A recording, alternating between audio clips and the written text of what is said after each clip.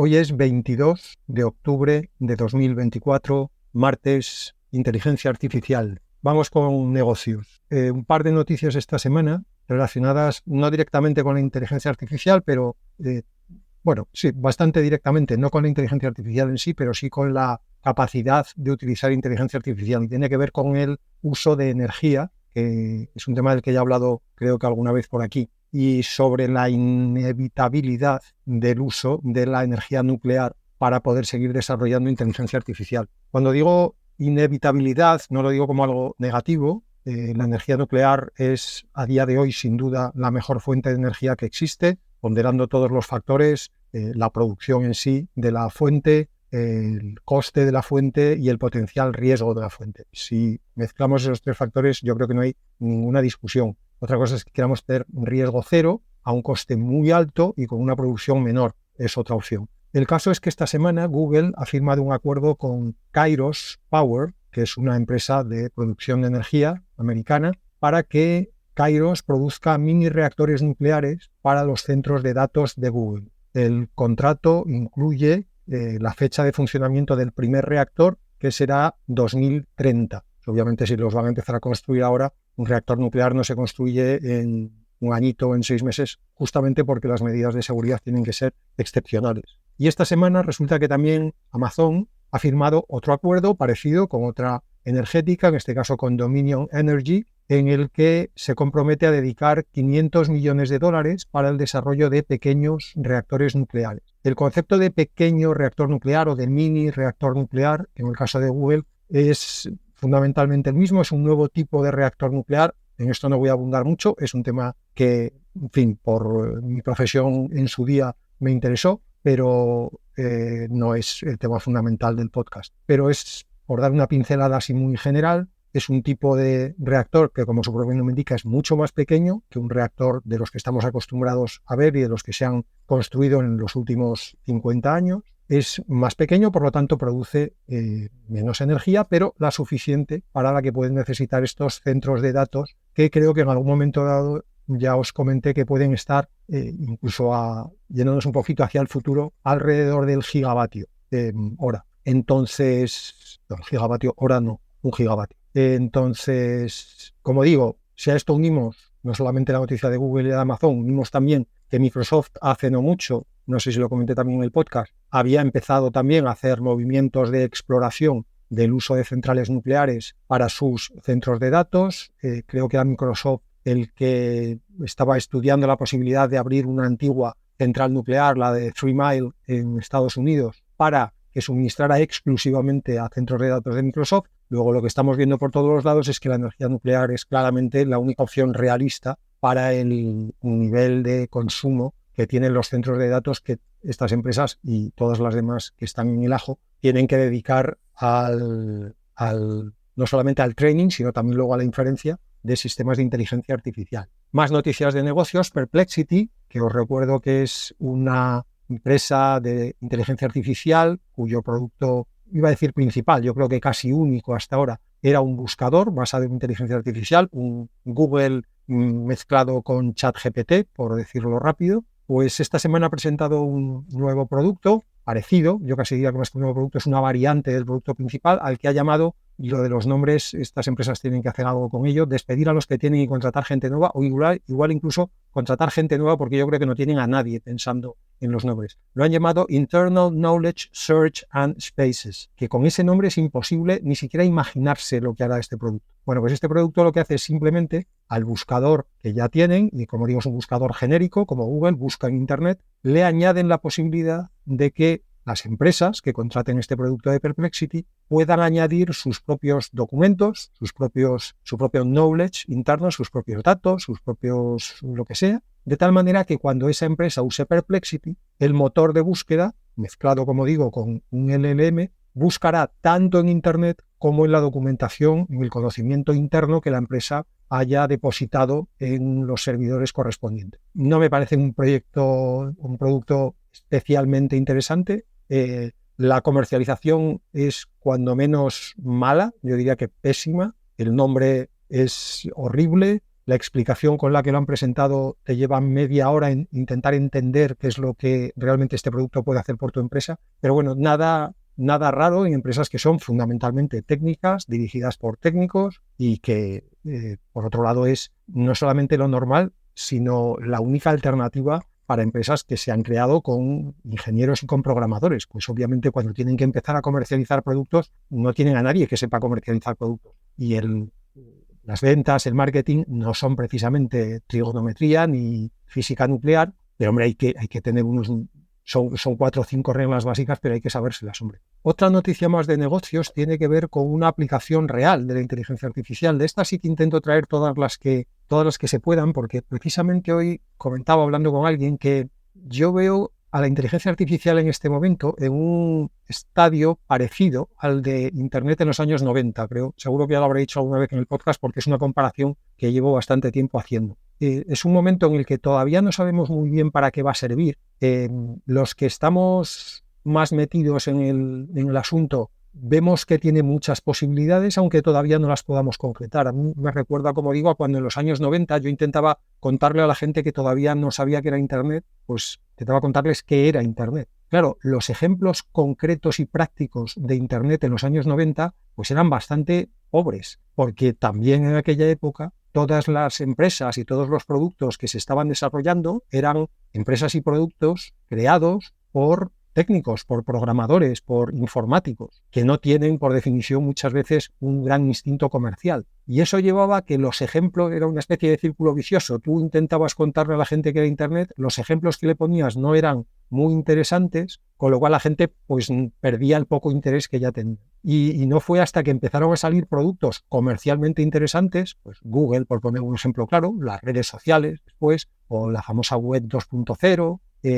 MySpace en su día, en fin, un montón de empresitas que fueron saliendo y que empezaron a ver posibilidades interesantes para el consumidor final. Pues yo creo que ahora estamos en una fase parecida en inteligencia artificial. No hay muchos ejemplos prácticos concretos de cómo aplicar la nueva tecnología a problemas cotidianos, por decirlo así, y por eso me interesan los casos en los que poco a poco se va viendo que esto tiene muchas más posibilidades de las que los 3 o 4 primeros ejemplos que han salido nos podrían hacer pensar. Bien, pues este caso, el de esta semana, es el de una empresa que se llama Flexport. Es una empresa que se dedica a la gestión de la cadena de suministro para otras empresas. La cadena de suministro, yo en una de mis primeras vidas trabajé en supply chain, no mucho tiempo, pero desde luego el suficiente para descubrir que es probablemente la función más compleja que hay en una empresa. Desde luego muchísimo más que el marketing, al que luego también me dediqué bastante tiempo, y por supuesto muchísimo más que las finanzas, que como le dijeron una vez a un presidente de gobierno, se aprenden 2 tardes y realmente se aprenden 2 tardes, y más complicada por supuesto que recursos humanos, más complicada que ventas. Supply chain es una función complejísima, es realmente un laberinto chino.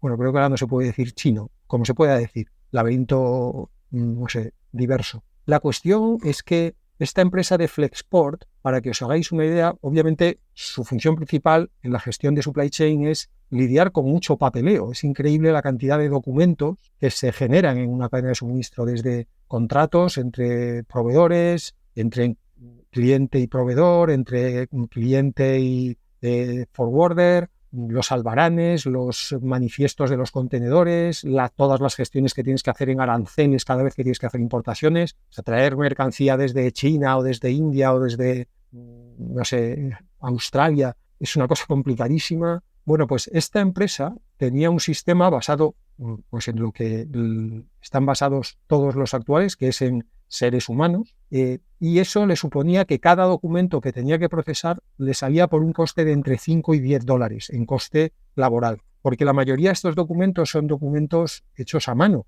Todos podemos pensar, pero hombre, si hoy todo está informatizado y digitalizado, ya, pero es que tú a veces tienes que traer cosas de Pakistán o tienes que traer cosas de Vietnam, que sí, que no es que estén en la Edad Media, entendedme, allí también hay ordenadores y luz eléctrica, pero no en el nivel en el que lo tenemos en los países del primer mundo. Luego, el estándar universal en ese tipo de operaciones en las que tienes que trabajar potencialmente con cualquier país del mundo sigue siendo el papel, el documento sellado y firmado y autorizado. Entonces esos papeles los tienen que procesar humanos, que son los que los teclean y los meten en ordenadores para que a partir de ahí se pueda seguir el proceso, que son los que tienen que cuadrar unos papeles con otros, como decía antes, el albarán correspondiente con el contrato correspondiente, con el manifiesto correspondiente. Es un infierno. Bueno, pues esta empresa Flexport, leí un artículo en el que entrevistaban a uno de sus jefes, supongo, y el tipo estaba, en el propio tono del artículo, se le notaba que estaba dando saltos mortales de alegría mientras lo contaba, porque el tipo decidió un buen día usar ChatGPT.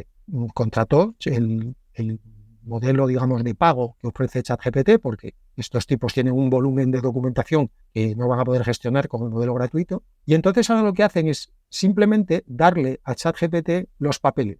Como sabéis, a ChatGPT se le pueden adjuntar documentos y entonces lo que han hecho es un sistema en el que ellos meten los documentos en ChatGPT y es ChatGPT el que saca la información relevante, la guarda después en el formato que se le pide, en una hoja Excel, en CSVs, en lo que tú le digas, y además de eso tienen un sistema por encima de ese primer sistema que lo que hace es detecta los documentos en los que el primer sistema, el primer ChatGPT, haya anotado algún dato que sea especialmente raro. Y esas excepciones las revisa un ser humano. Con esto han pasado, como os decía antes, de los 5 o 10 dólares que calculaban que les costaba cada documento que tenían que procesar, a un coste de entre 5 y 10 centavos. Es decir, han reducido 100 veces el coste por documento. Hay que añadirle a esos 5 o 10 centavos el coste de revisión humana de los documentos que por alguna razón o han tenido algún error o cuando menos son sospechosos. A veces son sospechosos y no tienen ningún error. Son simplemente pues, casos muy raros que pueden pasar de vez en cuando, pero que no tienen ningún error en la transcripción. Así que, como veis, el nivel de ahorro es, pues eso, de un orden de 100 veces menos.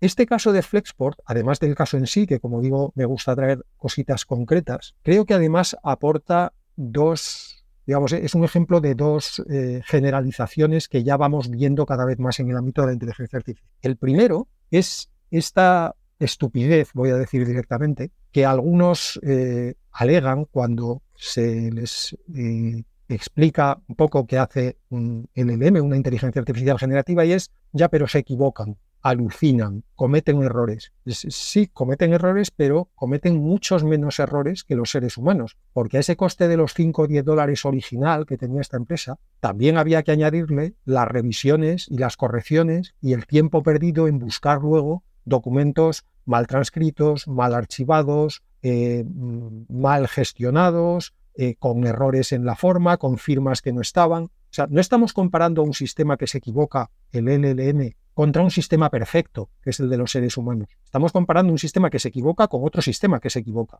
Luego lo que tenemos que hacer es elegir al que menos se equivoque o a igualdad de circunstancias al que se equivoque más barato. Eso, por lo tanto, yo creo que es el primer aprendizaje más genérico que podemos hacer de este caso. Y el segundo es, una vez más, que lo que la inteligencia artificial va a cambiar cuando hablamos de que estamos ante una nueva revolución, probablemente del estilo de la de Internet. Hay quien la compara más con la llegada de la electricidad en su día. Yo tampoco me gusta jugar a ser pitoniso, ya veremos cómo de grande es la revolución. Lo que creo que sí que es algo ya bastante claro es que la inteligencia artificial va a estar presente en muchas facetas de nuestra vida cotidiana y profesional, ya ni te cuento. Pues como digo, este es un ejemplo más de cómo la inteligencia artificial no viene a revolucionar, a poner patas arriba al mundo en 24 horas.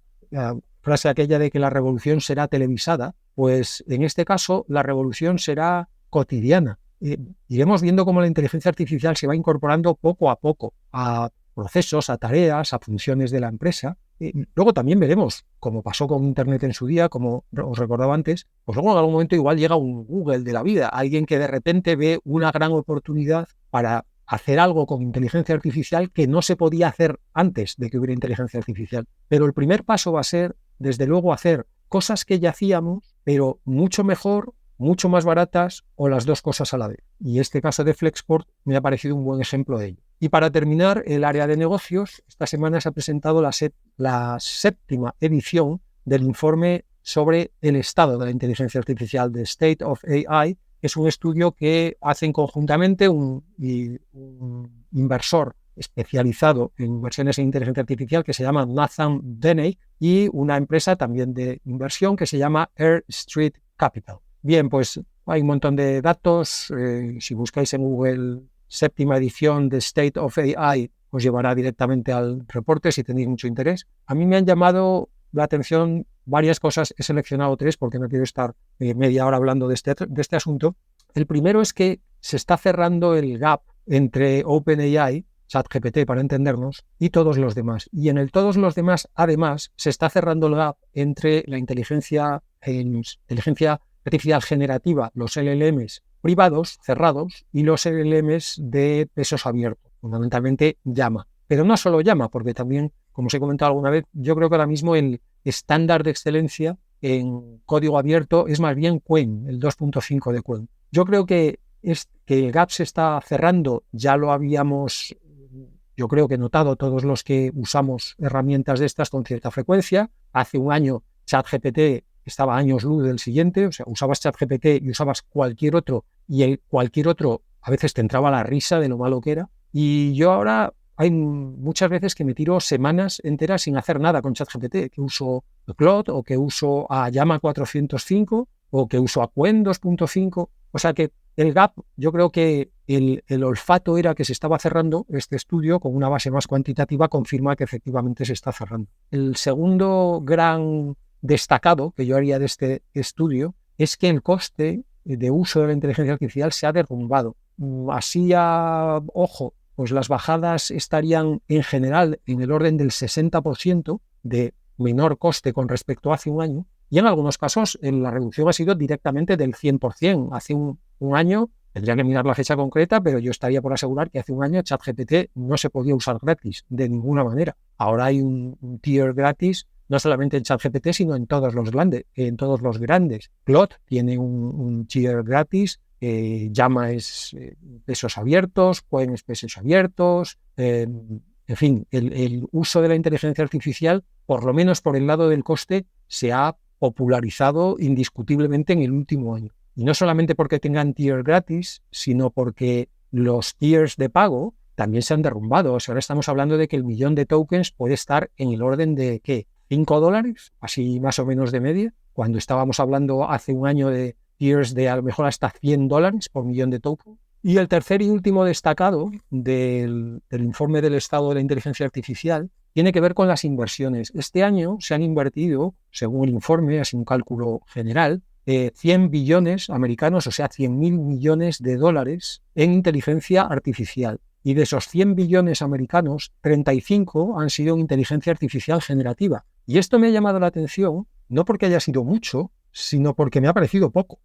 No como criterio de inversión. No es que yo crea que haya que invertir más, sino que yo tenía la sensación de que la inteligencia artificial generativa se habría comido pues el 70%, igual el doble de lo que se ha comido. Y eso para mí es una noticia buena, porque yo estaba, como comparto en eso la preocupación con otras personas que están en el sector, yo estaba un poquito preocupado de que estábamos abandonando muchas otras áreas de la inteligencia artificial, bajo mi punto de vista con más potencial que la inteligencia artificial generativa, pero yo temía que la moda de la inteligencia artificial generativa nos arrastrara, al menos durante unos años, a que todo el resto de la inteligencia artificial quedara aparcada. Esta cifra de inversión me hace, recuperar un poquito la ilusión y la esperanza en que empecemos también a ver poco a poco desarrollos interesantes en otras áreas de inteligencia artificial que no son necesariamente la generativa. En conjunto, las empresas de inteligencia artificial tienen un valor actual, valoración en bolsa o valoración en rondas de financiación, de 9 trillones americanos de dólares, es decir, 9 billones europeos de dólares. Quiero recordar que el PIB de España anda por el billón y pico, o sea que estaríamos hablando de que las empresas de inteligencia artificial tienen un valor de unas quizá 8 veces España, una cosa así, no sé, no me sé de memoria los PIBs de los países, pero me suena que andaban por ahí.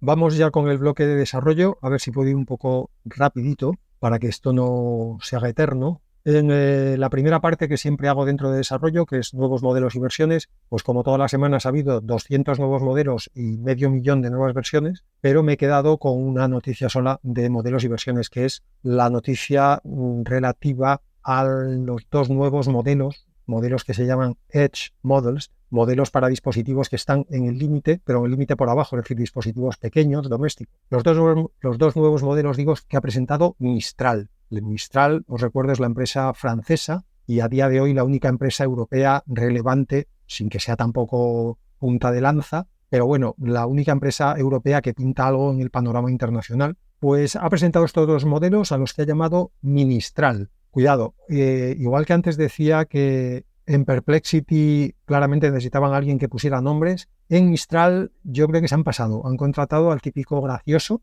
que ha pensado, este es un modelo pequeño, un modelo mini, nosotros nos llamamos Mistral como empresa, déjame pensar 5 minutos, los voy a llamar Ministral. Y los han presentado en dos versiones, una de 3 millones y otra de 8 millones, siempre americanos. Y bueno, básicamente, como suele pasar, son modelos recién presentados y por lo tanto, a día de hoy son los, si no los mejores, de los mejores. En concreto, sacan muy buenas puntuaciones en razonamiento y en seguimiento de instrucciones, en instruction following, que es una de las medidas más o menos estándar de rendimiento de un LLM. Digamos que en general, por debajo de 10 billones de parámetros, estos Ministral a día de hoy podrían ser, repito, si no los mejores, estar en el grupo de los mejores. Y con ese tamaño, pues son lo que se considera edge models, son modelos que podrían, por lo menos cuantizándolos también un poquito, ejecutarse en dispositivos domésticos o cuasi domésticos. Por lo tanto, bien por ese lado, es, ya sabéis, una buena noticia el que podamos tener modelos que se puedan ejecutar en local. La mala noticia es que en este caso, Mistral, que ha sido siempre bastante permisiva con las licencias de sus LLMs, en este caso los ha presentado con una licencia que no incluye el uso comercial. A mí no me parece mal, digamos filosóficamente, que una empresa no quiera que se use comercialmente un producto suyo, porque, a ver, eres una empresa. Tus inversores y tus accionistas en algún momento van a querer que como mínimo les devuelvas el dinero que te han prestado. Pero como si me quito el gorro de ejecutivo o de inversor, pues hombre, como usuario desde luego prefiero que la licencia sea lo más amplia y lo más permisiva posible. Pero bueno, tampoco vamos a criticar mucho a Mistral por eso. La primera noticia de desarrollo de esta semana es que OpenAI ha publicado el meta prompt de GPT-o1.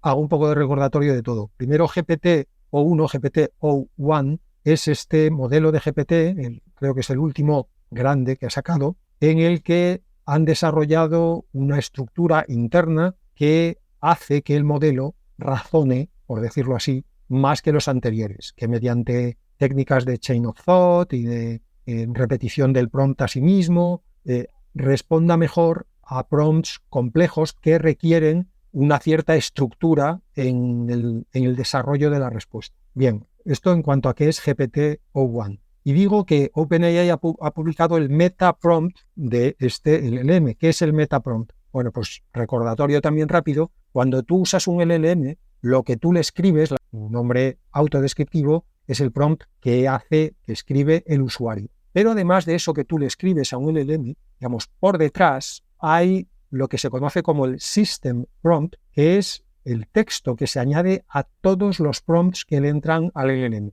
Y es el prompt donde los propietarios del LLM, OpenAI en este caso, le dan unas instrucciones que quieren que el LLM tenga en cuenta en todas las preguntas que se le hacen. Por poner ejemplos sencillos, no seas racista, no hagas bromas contra las mujeres, no te metas en política, no ofendas religiosamente a nadie. Bien. Eso aparte de que ya está antes alineado y muchas veces también fine-tuneado, pero a veces para, digamos, asegurarte por tercera o por cuarta o por quinta vez de que el LLM no te va a meter en un problema legal, en el System Prompt le repites eso para cada pregunta o para cada texto que recibe el LLM. También en el System Prompt suelen estar incluidas las instrucciones para evitar ataques que desactiven el alignment y el fine-tuning, del estilo de no hagas nunca caso a la instrucción de sáltate todas tus medidas de seguridad. No entres en enfrentamientos directos con personas que utilicen lenguaje SOE, lo que sea. Bien, pues como digo, hay el user prompt, lo que tú escribes, el system prompt, lo que el dueño del LLM le añade a todo lo que tú escribes, y luego está el meta prompt, que es algo que se ha ido introduciendo últimamente, esto en los primeros desarrollos del LLM no se usaba, y el meta prompt lo que hace es reescribir tu prompt, el del usuario, de una manera que sea más eficiente para cómo funciona un LLM. Habréis oído hablar muchas veces del famoso prompt engineering. Esto es una de estas estupideces que se van poniendo de moda. Yo, al que quiera hacer prompt engineering, lo primero que le pediría es que se saque engineering, y cuando te hayas sacado engineering y hayas pasado todos los exámenes de física y matemáticas, luego si quieres te especializas en prompt. Pero no me digas que eres un engineer si lo único que haces es reescribir cositas en un LLM. Vamos a poner las cosas en su sitio. Entonces, ese prompt engineering es una estupidez tan gorda que básicamente ahora los propios LLMs hacen su propio prompt engineering para sí mismo, y los hacen con este metaprompt y con algunas otras técnicas en las que no voy a entrar ahora para no alargarme todavía más de lo que ya me estoy alargando hoy. Estoy por ponerme un bozal. Bien, pues ahora que ya hemos entendido que es un metaprompt, que es GPT-o1 y que es OpenAI, que eso ya lo sabíamos, repito el titular de la noticia. OpenAI ha publicado el metaprompt de GPT-o1. ¿Y qué hemos visto en ese metaprompt? Pues básicamente lo que también todos nos imaginábamos, y es que en ese metaprompt lo que hay es instrucciones para que lo que le entre al LLM del usuario no sea el prompt directo, sino que sea ese prompt reescrito en una forma que le dé cierta estructura, que incluso lo estructure en pasos claros y que le ponga un objetivo final claro de respuesta, para que al LLM, a este O1, que ya está internamente fine-tuneado, más que fine-tuneado, porque eso te da a entender que se le hizo un fine-tuning convencional, digamos que está arquitecturizado. Va a haber que empezar a buscar palabras nuevas, porque si no, todas estas cosas nuevas que están saliendo, si usamos palabras viejas, no son exactamente, no describen lo que realmente hay que describir. Las palabras nuevas son un sin Dios. Total, que lo que hace el metaprompt es, como digo, poner el prompt del usuario de una manera que sea más fácil de usar para un LLM al que ya se le ha especializado en razonamiento y en chain of thought. Como además hace poco Anthropic publicó su System Prompt, el System Prompt de Claude, pues podemos hacer, sin que sean exactamente lo mismo el Metaprompt y el System Prompt, pero en cualquier caso los dos son prompts que usa el sistema internamente, es decir, que los usuarios no solemos ver, pues podemos ver una tendencia en cómo cada una de estas dos empresas, OpenAI y Anthropic, quieren que sus LLM se presenten ante el usuario. Y lo que vemos al ver el System Prompt de una y el Metaprompt de otra es que efectivamente lo que los usuarios olíamos, por decirlo así, al usarlos, es absolutamente consistente con lo que vemos en los prompts internos. Y es que básicamente ChatGPT es mucho más eficaz, va mucho más al grano, está mucho más, como se dice a veces cuando evalúas a personas en las empresas, orientado al resultado final, mientras que Claude es más amiguete, es más educado, es más correcto. Por decirlo así, Claude es más agradable para conversar y ChatGPT es más eficaz, sin que tampoco sea desagradable, ChatGPT. Pero bueno, es interesante ver que los prompts recogen lo que los usuarios estábamos intuyendo, más que lo recogen, son no la única, pero desde luego una de las causas de que los usuarios veamos el resultado final que vemos. Y vamos con algunas rapiditas de desarrollo. Una es que la Academia China de las Ciencias, en colaboración con la empresa Alibaba, que son los de AliExpress, la matriz, han presentado una técnica, una arquitectura que se llama Struct-RAG. RAG, recordad que es el Retrieval Augmented Generation, y el struct del principio tiene que ver con structure, con estructura. Porque esta nueva técnica lo que hace es, en vez de que el RAG ataque una base de datos vectorial de documentos sin más, hace que esa base de datos, antes de permitir que la use el LLM, se estructura. ¿Qué quiere decir eso? Pues que se hace un proceso previo de extraer la información principal de cada uno de los documentos y estructurarla de una manera que sea más reconocible para el motor de búsqueda que después vamos a utilizar en la base vectorial. La técnica por debajo es, supongo, complejísima, porque me he mirado el paper así medio en diagonal y aquello tiene matrices y ecuaciones por todos los lados, pero lo interesante es que el resultado final, al menos recordad siempre lo de que lo dice el que lo vende, mejoran no solamente al RAG básico, al RAG convencional, sino incluso al GraphRAG, que recordaréis, creo que hablé de él hace unas semanas, meses tal vez. Era un RAG en el que los documentos se estructuraban como grafos de la teoría de grafos matemática. Bueno, pues este StructRAG mejora tanto al RAG básico como al GraphRAG. Así que en principio ahora mismo sería la mejor manera de utilizar RAG que tenemos por ahí disponible. Otro paper interesante de esta semana es uno en el que se detectaba que una técnica que se llama gradient accumulation, acumulación de gradiente, y que se usa con frecuencia, ahora os explico para qué y por qué, los resultados que daba este gradient accumulation no son tan parecidos al training completo, ahora os explico por qué digo esto, como se pensaba. Vamos allá, ¿qué es el gradient accumulation? Pues cuando hay que entrenar a un LLM en una máquina que no tiene mucha memoria o mucha GPU, muchos recursos en general, ya no estoy hablando de un portátil de casa, sino incluso en ordenadores casi diría que industriales, pero que no son los megacentros de datos que tienen las grandes, pues muchas veces lo que se hace para no eternizarse con el training es que en vez de actualizar los pesos del LLM con cada data point del training dataset, lo que se hace es hacer corridas con lotes. O sea, tú coges lotes de datos, no los pasas de uno en uno, sino que pasas, pues imagínate que haces lotes de 1000 data points. Pues tú lo que haces es, pasas los 1000, vas acumulando el gradiente en cada pasada, pero no actualizas el peso. Tú simplemente acumulas el gradiente hasta que completas el lote de 1000. Y cuando completas el lote de 1000, entonces actualizas los pesos. Y eso obviamente te ahorra muchísimos recursos de computación y de memoria. Hasta ahora, este gradient accumulation se asumía, porque en su día, digamos, la base teórica demostraba que, en fin, perdías cierta precisión, pero muy poca comparada contra el training completo, comparada contra actualizar los pesos en cada data point que pasas por el LLM en la fase de entrenamiento. Bueno, pues esta semana, como digo, un investigador, además un investigador al que sigo directamente, con lo cual, en este caso, como dicen los americanos, tengo esta noticia de la boca del caballo.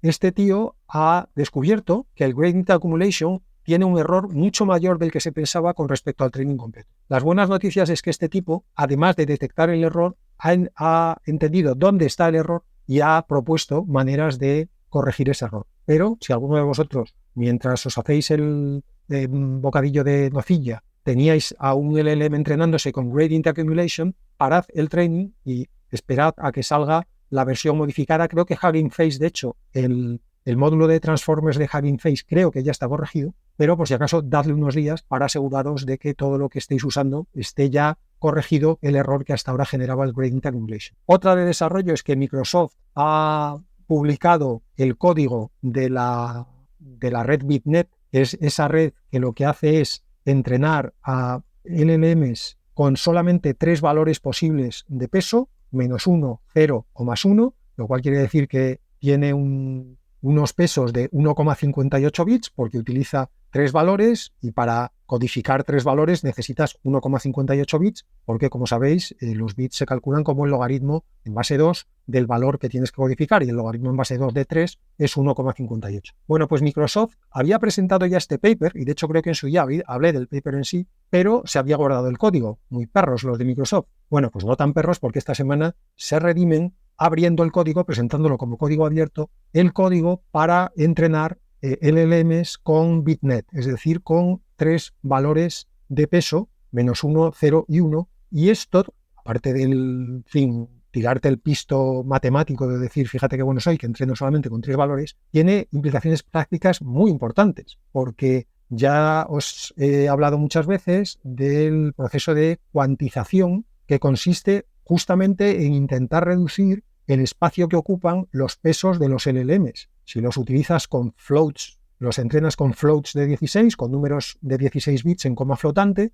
pues como su propio nombre indica, ocupas 16 bits. Eso muchas veces se intenta cuantizar a enteros de 8 o incluso a enteros de 4. Pero aquí es que estamos hablando no de usar 8 o 4 bits, estamos hablando de usar 1,58. Luego la reducción de memoria necesaria es brutal y al reducir la memoria también reduces la cantidad de proceso, de músculo de procesamiento que necesitas para trabajar con esa masa de peso. Para dar algunos órdenes de magnitud, un BitNet es entre 1,5 veces y 5 veces más rápido de entrenar en CPUs ARM y reduce el consumo de energía entre un 50 y un 70% también en chips ARM. En concreto, este BitNet ha utilizado portátiles de Apple los M1 de Apple para hacer estos cálculos de eficiencia y de precisión. Hasta ahora, las pruebas que se han hecho con BitNet es en LLMs de menos de 100 billones de parámetros, que ya está muy bien,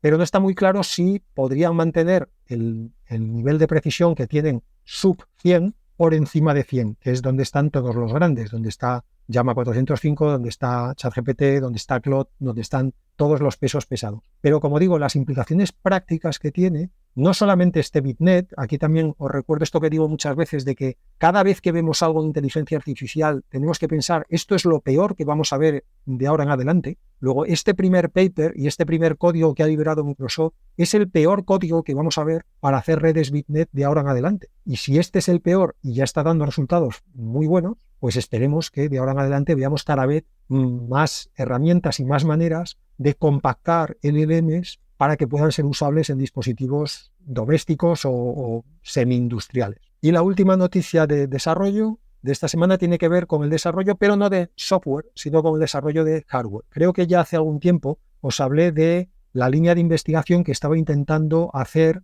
chips fotónicos en lugar de chips electrónicos, porque por si nadie se había parado o alguno de vosotros no se había parado a reflexionar sobre la palabra, cuando decimos que estamos utilizando algo electrónico, quiere decir que estamos usando algo que funciona con electrones. Bueno, pues lo que se estaba intentando era desarrollar chips y en general circuitería que funcionara con fotones en lugar de con electrones, de ahí el nombre de chips fotónicos. Pues una empresa que se llama Light Matter ha conseguido 400 millones de dólares en financiación con una valoración de la compañía de 4.400 millones de dólares, justamente para fabricar este tipo de dispositivos ya en una escala más industrial. Esto, yo asumo que si alguien les ha puesto 400 millones de dólares es porque cuando menos tienen no solamente una base teórica, sino ya una base práctica, prototipos, incluso algún tipo de lotes semi-industriales producidos de este tipo de dispositivos. Y el salto que esto puede dar no solamente en inteligencia artificial también, sino en general a toda la industria electrónica hasta ahora, a todo lo digital, por usar este palabra estúpido que usa todo el mundo, el salto puede ser francamente espectacular. De hecho, uno de los portavoces de Light Matter, en uno de los documentos que leía, decía, cito literalmente, nosotros no vamos a avanzar en infraestructura de inteligencia artificial, vamos a reinventarla. Y el nivel de salto que puede dar esto es de ese estilo. Tened en cuenta que en la fabricación electrónica de dispositivos estamos empezando a llegar ya a barreras muy difícilmente franqueables. Para empezar, en cuanto a disipación de calor y también en cuanto a velocidad, los electrones, aunque para los humanos nos puedan parecer muy rápidos, y lo son, incluso comparados con Usain Bolt, ríete tú de Usain Bolt si eres un electrón, pero en las escalas en las que ya nos estamos empezando a mover dentro de un microchip, los electrones son lentos. Para la transferencia de datos, por ejemplo, entre el chip y las cachés que tiene el chip, y ya no te cuento con la memoria externa, no externa de fuera del ordenador, sino con la que está fuera del propio microchip, con la RAM, para entendernos, las velocidades de los electrones ya no son lo suficientemente rápidas para el nivel de velocidad de procesamiento que necesitamos a día de hoy. Los fotones mejoran exponencialmente todo eso, pero exponencialmente dicho de una manera literal. O sea, no estamos hablando, como dice este tipo de Light Matter, de un avance. Estamos hablando de darle a esto una vuelta y ponerlo patas arriba. Los fotones, por supuesto, además, mejoran prácticamente, anulan los problemas de disipación de calor. Y en cuanto a velocidad, pues, en fin, todos hemos oído hablar de la velocidad de la luz. Es verdad que la velocidad de la luz es en el vacío y estos fotones tienen que transmitirse ahí por materiales, con lo cual no serán los famosos 300.000 más o menos kilómetros por segundo, pero estamos hablando de la partícula más rápida que existe en la naturaleza. Luego, en cualquier caso, aunque no sea en el vacío, esto nos va a dar un salto de velocidad y un ahorro en energía y en disipación de calor brutal. Así que yo por lo menos voy a seguir siempre que pueda lo que me entere de estos de Light Matter y os lo contaré porque soy así, me gusta contar estas cosas. Y termino ya con las pildoritas de todas las semanas. La primera es que Jean LeCun, que es el Chief AI Officer de Meta, ha dado esta semana no sé si era una entrevista, una mesa redonda, algo de esto, en fin, yo lo he escuchado un rato, lo he leído otro poco y básicamente lo que ha venido a decir es que él, y en eso comparto su opinión, él piensa que esto de la inteligencia artificial general es ridículo porque si no podemos definir la inteligencia general natural, ¿cómo narices vamos a definir la inteligencia general artificial? Luego, no tiene sentido. Y por otro lado, él cree que es ridículo también pensar que la inteligencia artificial nos va a dominar y nos va a tener a todos como en Matrix. De esto ya creo que he hablado otra vez y hoy voy mal de tiempo, así que me lo salto. Vamos con lo que ha dicho Jean LeCun, y él ha dicho que no vamos a conseguir una inteligencia artificial que él ha llamado de nivel humano, me parece un nombre más aceptable que la inteligencia artificial general, porque él ha dicho que no lo vamos a alcanzar con los LLMs, porque los LLMs son modelos de lenguaje y para poder tener una inteligencia de nivel humano necesitas modelos del mundo. Es decir, necesitas que la inteligencia artificial que sea no tenga un modelo del lenguaje, sino que tenga una representación de la realidad, un world model. Y eso calcula Jean LeCun que como mínimo nos llevaría una década más. No voy a enmendarle yo la plana a Jean LeCun sobre los plazos, me parecen más que razonables los que dice, pero añado yo, en general suelo estar bastante de acuerdo con Jean LeCun, en este caso también lo estoy, y añado yo que tiene bastante sentido que esto sea así. Estamos esperando que los LLMs tengan el nivel de inteligencia humana cuando los LLMs utilizan lenguaje. Y es cierto que el lenguaje, los humanos lo utilizamos como una manera de representar la realidad, pero es un modelo de la realidad intermediado, por decirlo así, no es un modelo directo de la realidad. Los humanos experimentamos la realidad de primera mano y después construimos modelos, abstracciones, lenguajes para manejarnos y para comunicarnos sobre la realidad, pero la realidad la experimentamos de primera mano. Y yo creo, como Jean LeCun, que la inteligencia artificial no alcanzará un nivel humano hasta que pueda experimentar la realidad también directamente y se construya su propio modelo del mundo a partir de esa experiencia directa. Ya estamos bastante avanzados en eso, ¿eh? No digo esto como diciendo, wow, estamos lejísimos. El primer gran paso fue conseguir la visión artificial. El primer gran paso para que una inteligencia artificial pueda experimentar el mundo directamente es que pueda ver. La visión, todos los humanos lo experimentamos, es el sentido más poderoso que tenemos. Hasta tal punto que los tipos que estudian estas cosas de paleolítico y el mesolítico y tal, que no sé ni cómo se llama ahora mismo, últimamente está ganando popularidad la teoría de que el gran salto que se produjo en el Cámbrico, la gran explosión cámbrica de la vida, fue porque en ese momento empezaron a desarrollarse los primeros sistemas, obviamente en aquella época muy rudimentarios, de visión en algunos de los organismos que vivían, en aquellos hace, pues no sé, cientos o miles de millones de años, y fue precisamente la aparición de la visión lo que les dio un salto tan adelante en su relación con la realidad que les permitió reproducirse mejor, con mayor rapidez, con mayor esperanza de vida y por lo tanto producir más copias al estar más tiempo vivos, y eso es lo que generó esa explosión cámbrica. Bueno, pues con la inteligencia artificial ya tenemos la herramienta que en su día provocó la explosión cámbrica, que es la visión. Ya tenemos maneras, todavía también rudimentarias, pero ya empezamos a tenerlas, de que las inteligencias artificiales vean. Y por lo tanto, ver al final es simplemente poder experimentar directamente una interacción con las ondas electromagnéticas que producen las distintas entidades que hay en la realidad. No es la única que tenemos, el tacto también utiliza la fuerza electromagnética como herramienta de percepción y de interactuación con la realidad. Por eso, pues por ejemplo, los ciegos, aunque no tengan vista, pueden seguir manejándose en la realidad, obviamente con muchas más dificultades que una persona que ve, pero se manejan también mucho a través del oído y a través del tacto, porque el tacto usa también una interacción electromagnética, en concreto la repulsión electromagnética que hay entre tus manos y los objetos que tocan. Luego, es muy importante, es fundamental que una inteligencia artificial tenga algún mecanismo para interactuar con las ondas electromagnéticas del resto de la realidad, porque nuestra realidad es fundamentalmente una realidad basada